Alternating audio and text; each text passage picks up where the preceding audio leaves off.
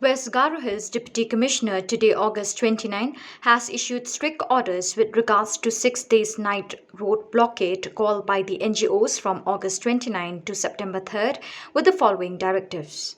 All the petrol pumps are directed not to sell petrol and diesel in jerry cans till 3rd September 2022.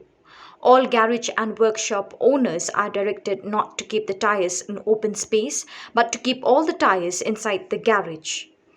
All the heads of the departments are directed to keep their vehicles in a safe custody within the campus or any other safe location and instruct the chowkidar to be vigilant during the proposed night road blockade. This order will extend to entire West Garo Hills district and will come into force with immediate effect till 3rd September 2022, said the statement from the DC office.